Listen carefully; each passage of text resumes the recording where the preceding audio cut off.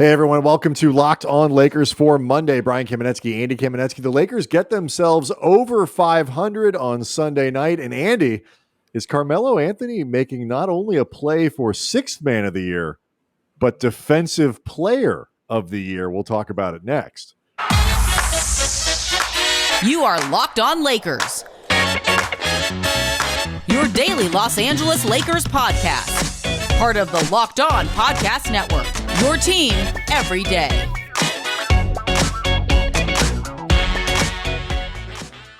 Want to thank everybody for making Locked On Lakers your first listen of every day, Monday through Friday. And it is going to be, I think, an interesting week here for the Lakers because, Andy, they got over 500 on Sunday.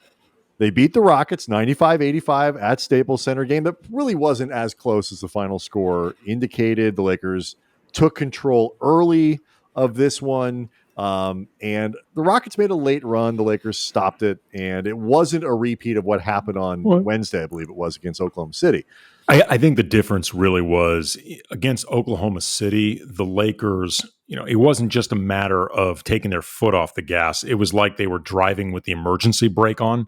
Like that's how much they screwed up the car. Against Houston, they did take their foot off the gas, but they kept it in third gear.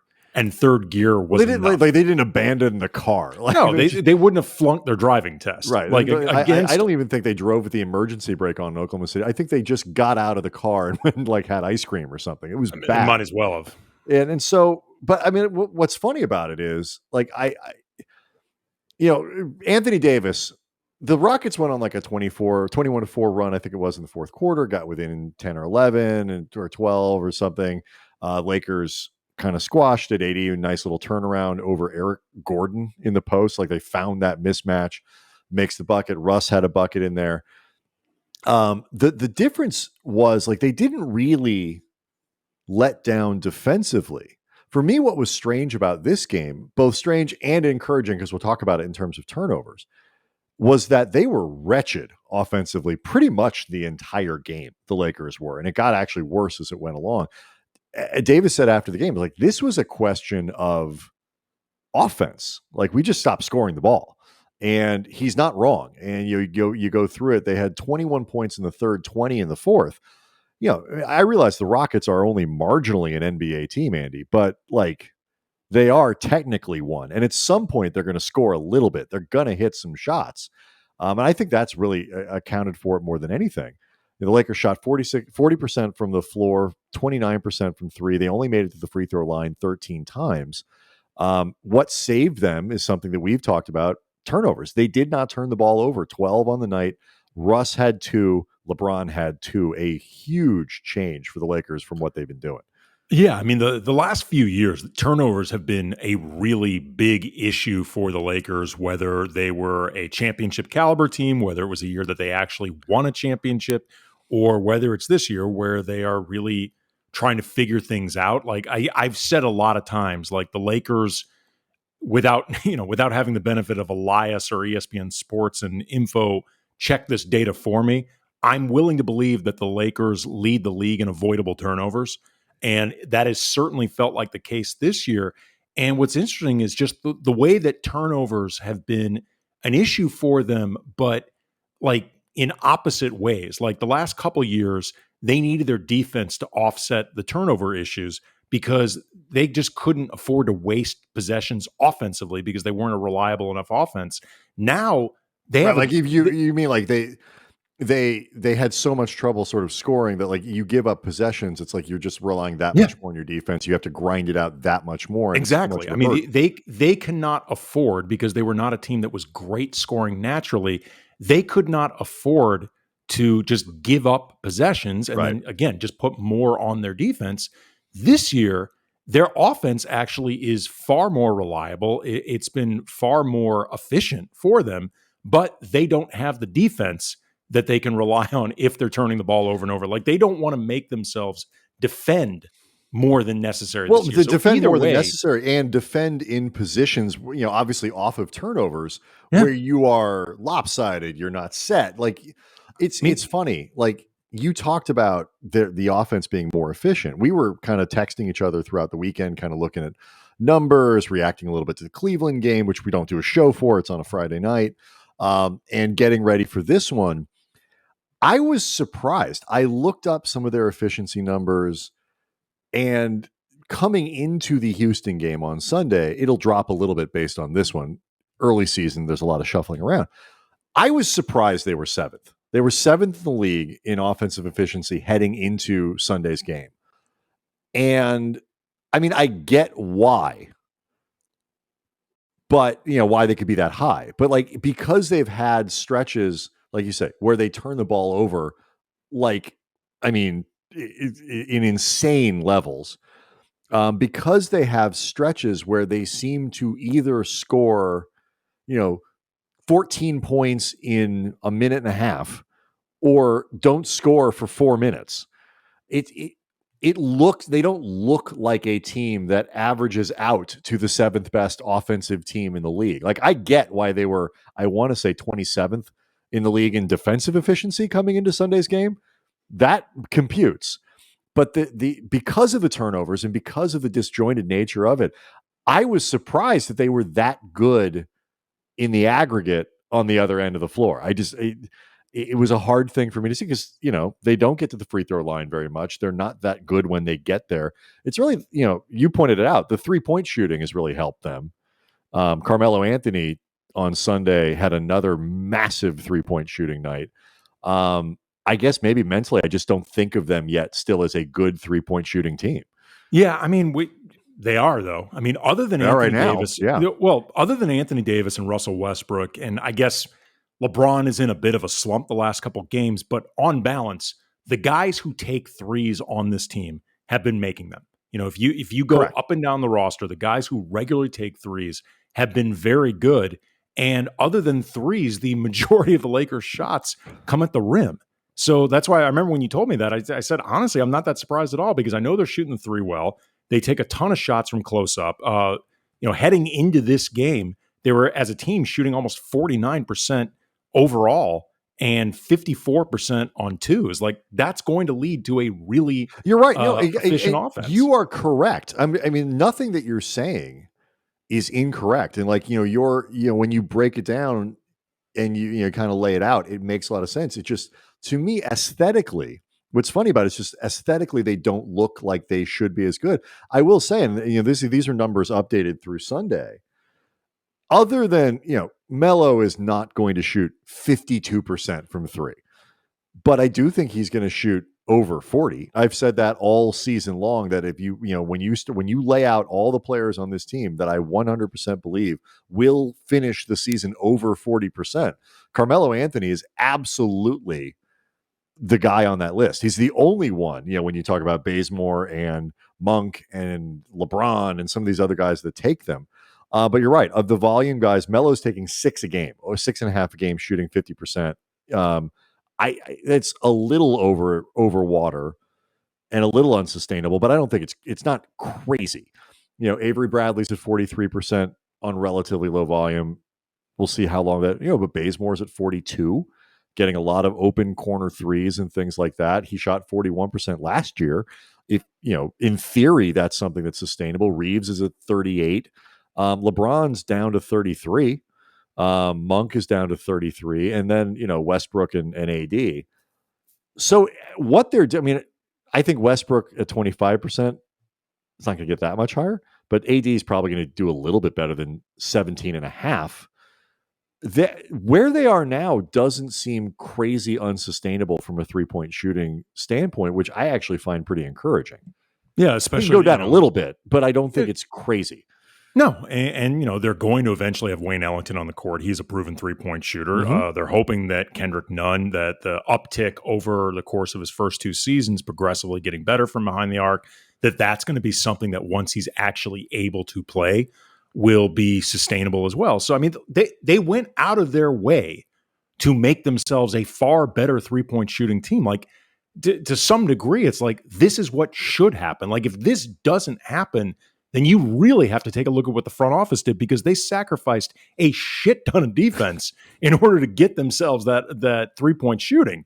So it's like, well, yeah, it ought to be happening. No, you're right. No, I agree with you. And like, even with the belief that like I don't buy Bazemore as a, I'm not going to accept that Kent Bazemore is a 40+% 3-point shooter. I'm not going to accept, based on his season last year, that Malik Monk is a 40+% 3-point shooter. I need to see a little bit more of that. I am willing to accept it from Melo, because I think the evidence of that is there, and I think the offense that they play is just, it's tailor-made to get him a lot of 3-pointers that are clean and makeable and in rhythm and all that, where he doesn't have, they're perfect.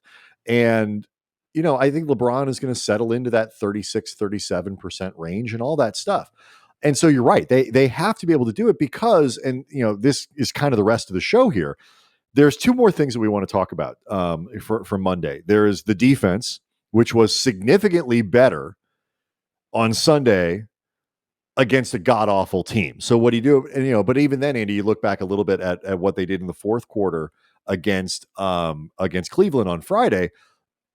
I wonder if there are some things to build off of. And then, Andy, the other thing that happened Sunday night was a change in the starting lineup that might have been circumstance-based, but might have been indicating some changes to come. So we'll talk about all that next.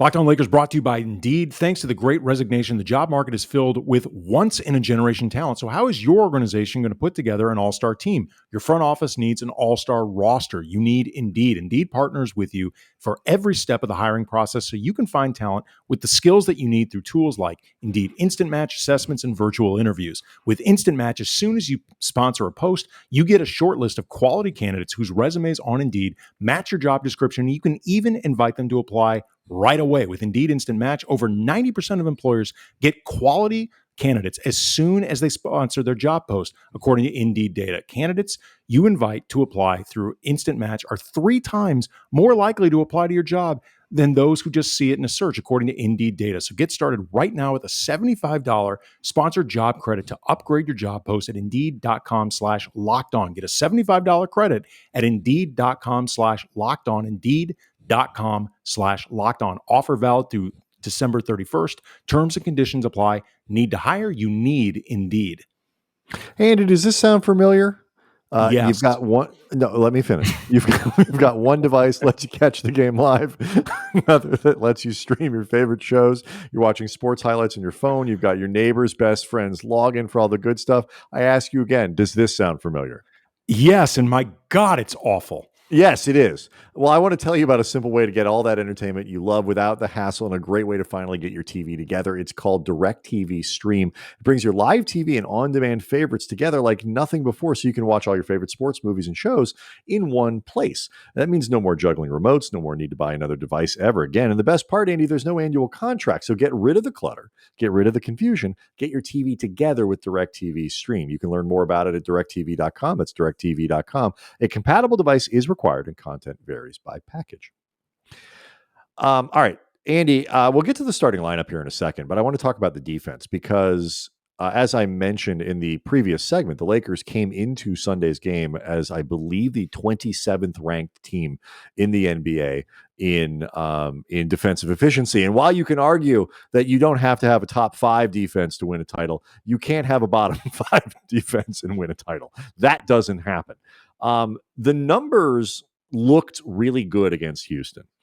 They only allowed 35 points in the first half, 19 points in the third quarter. They held Houston to 42% shooting overall, 21% from 3. They managed to hold them to 52% from the free throw line. More than that, they turned Houston over a ton. The Rockets are still giving the Lakers the ball, 25 turnovers in this one for Houston. I don't know. It was really hard for me to separate. The Lakers were active. LeBron looked really good. Carmelo Anthony, Andy, had 4 block shots, something that has not happened since 2003. Apparently. Well, he's never had 4 blocks and 2 steals in a game, right? He's actually had his career high is 4 blocks. This is the 4th season where he's had that happen before. 4th time. I was hoping he actually would get that 5th and set a new career record. But like, it was interesting with a guy like Melo and to some degree this point that I'm about to make is applicable to a lot of dudes, other than say like Anthony Davis or LeBron when he's fully engaged, Kent Bazemore, like some of the guys who are really more established, reliable defenders on this team. Like if Carmelo Anthony can be somewhere in between what he was Sunday versus Houston and what we've often seen, like Carmelo. Well, yeah, what we've often seen either this season or over the course of Melo's career, like if he can be somewhere regularly in between that, he becomes a guy that you can regularly think about closing games, or like he becomes like an option out there, especially when he's scoring like this. Like correct. That's the big thing. You will make the effort to scheme around him defensively and try to paper over the things that he doesn't do well. A, when he's hitting shots like that, and B, when he's at least helping you in some way, along that way. How about, if he is not a big negative, I think it's fair to say that, Andy, that given that it took 18 years to go from his first 4-block 2-steal game to his second one, there's probably not going to be a third rounding the corner anytime soon. And so can he be a relative neutral? And it's all based. I said the same thing about Malik Monk. Like Monk is going to play if he hits a lot of threes and is not a negative defensively. If he is inconsistent offensively, if he's not consistent with his shot, and plays Malik Monk defense, then he's going to struggle to play. And I think we're starting to see a little bit of that, which we can talk about, going forward, or we'll certainly get into it over the course of the week. But Melo is a little bit different because he's got real gravity. He is a genuine floor spacer who's, outside shot you really have to respect. And he plays at a size that fills a space in that rotation that they don't otherwise have. And so if you're going to go small, right? Until THT and Ariza are back, you can't afford to take Melo off the court. They don't have enough big dudes. They just don't. And I think, but I agree with you that if he can be a net neutral defensively, he becomes somebody who absolutely can finish games. I do think that is an open question as to whether or not overall night in and night out, and it's probably a little bit matchup based. But it's also based on who else you get back. Like, can you, and if you have, who else can space the floor, and can you get, if THT is playable late defensively, that makes all these questions are things the Lakers still have to figure out. But there certainly is. But the part that I can't tell is like how well they played defensively versus how crappy Houston is. Like, and where I think there is a little bit of encouragement here is if you go back to the fourth quarter against Cleveland, the end of the third into the fourth, that was one of their better stretches that they've played defensively, certainly as the fourth quarter wore on, because I was a little worried. Darius Garland hits that 3-pointer, I think it was about 9 minutes left or something like that, and Cleveland takes the lead in that game. Like, oh, they're going to lose to Cleveland at home, or they could, and they really tighten the screws going forward from there. So I'm at least willing to be optimistic that they could be starting to get some things better on that side of the ball. They got a long way to go, and it's hard just because Houston is so bad. Look, we're going to end up talking about the starting lineup that Frank Vogel ended up using tonight, and the caveat to all of it, because it's actually, I think, an interesting conversation that we're going to end up having, because it's, it reflects something that we've talked about a lot in terms of, the best way to go with AD, at the 5, at the 4, et cetera, whatever. But the caveat with all this is you should be able to start any lineup you want against the Rockets. Pull it out of it should be irrelevant. Yeah. I mean, just pick 5 dudes at random, and it should not matter. May not even have to be 5 NBA dudes, just 5 dudes. Just point around Staples. Right. Like some sort of promotion. Hey, you in the 300s. Congratulations to fan in section 110. But there's certain things though that with this team right now, particularly until they're at full strength, that they're going to struggle. They don't have the size that they need right now. They're either very top heavy with guys that would be considered bigs, or somebody like Melo, who, he's a 4, but functionally defensively, he's a 5. Like, he does not have the mobility to really do much that you would want defensively other than a 5. And even then, he had 2 steals on Sunday, Andy. What No, more is he okay. supposed to do? Sure. I mean, but let's just assume for a second that this momentum might not carry forward. That being the case, like, it's LeBron is really the only wing with any like legitimate size that they have right now.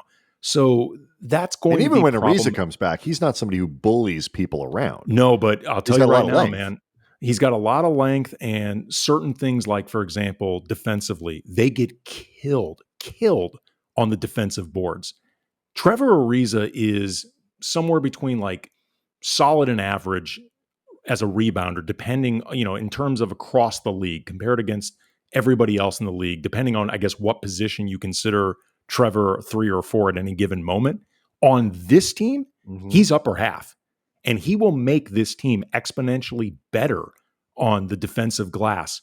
He'll also be on the right spot. He'll have the right box out. He'll do THT just from the length will make them better on the defensive glass. So there's certain things where they're getting hurt, in terms of second chance points, in terms of giving up those opportunities because they can't get defensive rebounds, things like that. They need to work their ass off, and they need to make sure that, like, the littles box out so the bigs can get the rebounds, vice versa, whatever. Like, it's still going to be difficult. But certain things, like, again, talked about at the top of the show, don't turn the ball over. Don't turn the ball over. Like, that may be the single best way. And again, caveats of it was Houston, but the single best way that until they are at full strength, they can improve their defense is just stop turning the ball over. That might be the single best way they can do it. Yeah, well, I think just their offense is critically important for their defense. The quality of their offense, the quality of their shot selection, their ability to run when they can and finish when they run. Like, Westbrook missed a couple more bunnies, AD missed a couple shots that I was surprised inside, on Sunday night. Like, they need to make teams take the ball out of the basket, and so that they can get back in balance, they can do all those things. And I just think broadly, you are 1,000% correct about the turnovers, but just broadly speaking, like, their offense needs to be good to give their defense the best chance to be good. We talked about when Phil was around the triangle and all that. That was a point that he would make all the time, is like, these two sides of the floor are interconnected, and it's not just points off turnovers. It's where your shots come from and the balance. And that's why he would get frustrated sometimes with things Kobe would do or whatever it might be. You did allude to it though, Andy. Oh, go ahead. Yeah. Quick. And just really in terms of, just want to point this out because the Lakers did a very good job, like we mentioned before, taking care of the ball, only 12 turnovers. Holy crap. The Rockets tonight. They 25. had 27 in total when you count team turnovers. Right. They gave up 32 points off those turnovers. Like, it was insane. Lakers only scored 95 points in the game. The Lakers didn't have a 30-point quarter. They scored 41 points in the second half. This is not a good performance for the Lakers on that side. I tweeted out during the game at Cam Brothers, it felt like the Lakers were the Yoda to the Houston Rockets, Luke Skywalker, and they were like teaching them the ancient secrets of how to turn the ball over constantly. It's like at some point, like, Kevin Porter Jr. went into the cave. It's like, yeah. He is a little, the Darth Vader his helmet explodes and it's Kevin Porter Jr.'s face, who had 6 turnovers inside. I'm not afraid of these turnovers. You will be. Will be. Should be. The Rockets it was jaw-dropping. It was really bad. They were really bad. So it's hard to know. So I will lean a little bit on the fourth quarter against Cleveland on Friday as a sign of some encouraging things happening. And, Frank Vogel made the allusion to the money pit, Andy, a delightful Tom Hanks romp from, what was that, 80? I think it was 86. 86. Look it up now, but I'm guessing Tom 1986. Hanks and Shelley Long, correct? Yes. Back during a period where Tom Hanks really struggled to find a good script. And so that is less true now. But, he made the comparison. Like 1986, I was right. Well done, Andy. I knew you'd get it. But, the fountain of useless trivia. That the Lakers are kind of like a team right now who's doing like a big house edition where there are carpenters are all over and plastic hanging and this and that. And it's a goddamn mess and this and that. But once you're done, everybody's really excited with the results. It just takes time, except when you run into these problems of, there are people living next door to us who've been doing construction for a year and a half. Things supposed to be over 6 months ago. There is a finite amount of time that we're dealing with here. So we'll see how the Lakers progress from there. One thing that does impact that, Andy, is the starting lineup. And Frank Vogel made a pretty significant change in it on Sunday. Why? We will explain next. Locked on Lakers brought to you by Built Bar, the best tasting protein bar ever, covered in 100% chocolate, soft, easy to chew, and they are healthy. Whether you're trying to lose or maintain weight, but you still want to have something that tastes awesome. They are low calorie, they're low sugar, they're high protein, they're high fiber. They are fantastic for the keto crowd, and they taste great as always. Whether you got the 12 original flavors like raspberry, coconut almond, salted caramel, banana bread, new flavors like cherry barcia, lemon almond cheesecake, cookies and cream. These are what you should have been hoping for when you went out trick-or-treating. Like if you ended up with one of those big plastic pumpkins filled with Built Bars, you get your candy taste, but it's way, way better for you. They're fantastic. A bunch of yoked 9-year-olds walking around. You know what, man? It is never too early to start having a six-pack abs like me, all from Built Bar. So go to BuiltBar.com, use the promo code LOCKED15. You get 15% off your first order. Again, promo code LOCKED15, 15% off at BuiltBar.com. Photo or didn't happen. 6-pack abs. Yeah. I think, look, you can see it. They're there. Yeah. I mean, look. Under Peppa, yes. You can see all the abs. Well, why don't we hold Avery Bradley for Tuesday's show? Because, he's relevant to this discussion in terms of what happened tonight with the starting lineup, but in terms of what his role might be going forward. So Frank Vogel made a swap with the starting lineup. He started with Avery Bradley in the backcourt with Bazemore, and they went small with AD at the 5. Couple things, though, were relevant to the choice. The first being that Dwight Howard was unavailable because of a neck injury. And so in theory, if you start DeAndre Jordan, yeah, he had a stiff neck, and he was a game time decision. Right. So hopefully that means he's not going to be out for too long. But he was unavailable on Sunday. So, that messes with your rotation a little bit. If you start DeAndre Jordan, then you really are without a center to come in for AD. There are some logistical questions here. The other, though, is Vogel made a point after the game of noting that they are still in that space where they want to try stuff. And given that Houston doesn't play with a big-bodied traditional center, Christian Wood starts there, who's a inside-out kind of guy, not a big giant body, good player. Same with Daniel Tice as well. Yeah, I mean, he's Daniel Tice, and so they went with AD at the 5 and the quote-unquote small lineup with Avery Bradley starting. Obviously, the results were good in terms of the defense. We talked about the caveats there. This is another, Vogel is excellent at this, Andy, at making these changes in ways that leave you not quite understanding or knowing what it might mean for the lineup going forward. This could be an opening for doing the thing that everybody seems to want, which is AD starts at the 5, or it really could be Rockets and availability and personnel based. I have no idea. Look, it's always going to be difficult to tell because Frank Vogel will never confirm a starting lineup under any case. He was asked the question, are you going to do this again it's Tuesday night, correct? Yes. The second Rockets game. He said, not talking about it. Dude, Frank Vogel will not confirm the starting lineup that he actually used in a game after the game. Like if you asked him, was that the starting lineup? He's like, I need to look at the tape. We're not talking about that. I need to look at the tape. I'm not going to talk about that right now. I mean, Vogel treats this stuff seriously like it's CIA shit. Like he will just never reveal his hand, even when at times it seems hilariously unnecessary to keep this stuff all under wraps. He did talk about how, like, you know, in addition to this being something that he thought about before, like it didn't just match up well in terms of the front court for Houston. It actually matched up really well with them in the backcourt. Like they've got a pretty small backcourt that they're working with as well. So like that combined with, again, I cannot emphasize this enough, it really should not matter whatever the hell lineup you start against this Rockets team. Like it makes it a good time to try in terms of seeing what you want. Mm-hmm. You know, that being said, though, Vogel is, without getting too far down into this conversation that we may end up having for Tuesday's show, Frank Vogel loves Avery Bradley.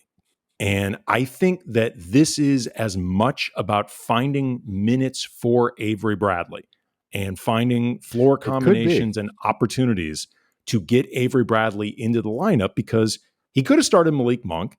He could have gone in a different direction. Well, he did. Well, he started. He Monk has on started Friday? Him before. I forget which game it was. It was Wednesday because LeBron. He was benched back. him on Friday.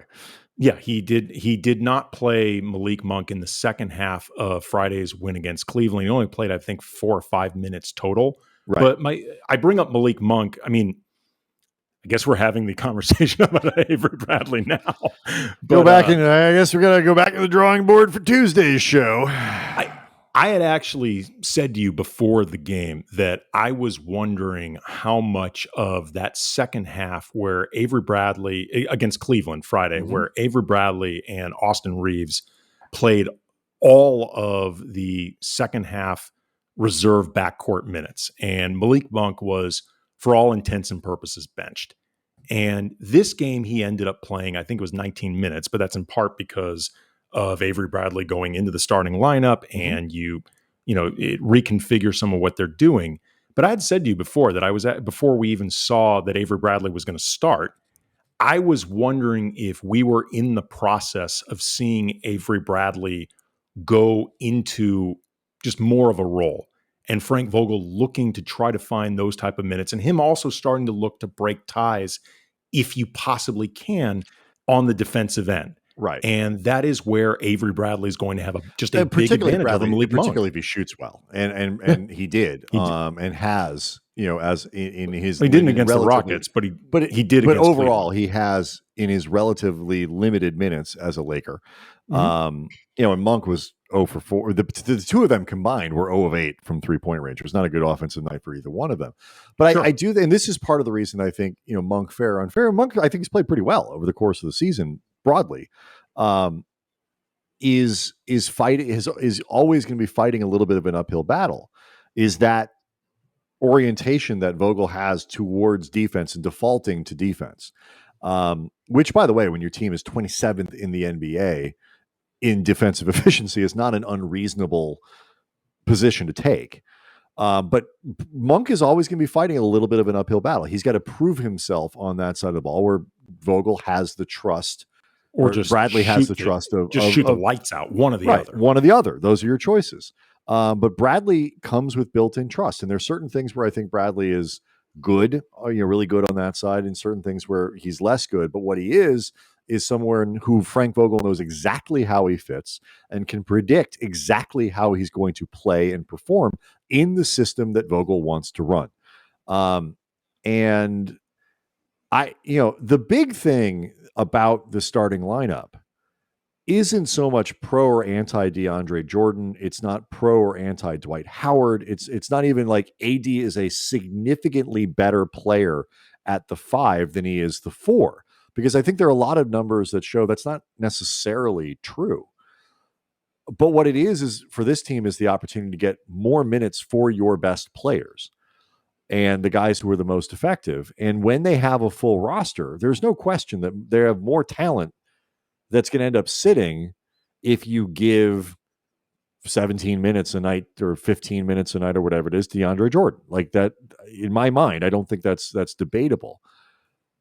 I just, the path that they might end up taking to get there is going to be fascinating this year, because the flip side of that is, Andy, we've seen it. The numbers break down. He's playing Anthony Davis as more center than he has in the other years as a Laker. And ultimately, that's probably more important. And he's doing it already, despite the fact that the Lakers aren't, from a personnel standpoint, set up to let him play 5 all the time. They're really not. And he's still doing it more right now. It is, as much as I've said many times, Brian, that I think Frank Vogel will look to tie his hands in terms of, whatever would force him to go with a too big lineup, because I just think that's where his basketball worldview naturally lies the most. Right now, it is legitimately difficult with the guys that they're missing. They're just so damn small. Yeah. So we'll talk about Avery Bradley's future is an interesting thing here, and how they, whether or not that's a non-guaranteed contract, and what they do with that when they have to make a decision, and in a few weeks, will be interesting. But I will say, and we can leave it here. If I am a Lakers fan, there are sort of quiet signs of the Lakers doing the things that we want, those of us who watch and think most, even basketball people think would be better ultimately for the Lakers in terms of their lineups. There are some signs that these things are actually happening and are going to happen, and they will use the lineups that are most effective over the course of the year. So plenty more to come over the course of the week. We'll see what they do on Tuesday with the starting lineup, who starts, who plays, how much Avery Bradley stays in the lineup over the next week or two. Plenty of fascinating stuff to go around. First listen every day. We appreciate it. Locked On Lakers on YouTube. We'll see everybody on Tuesday.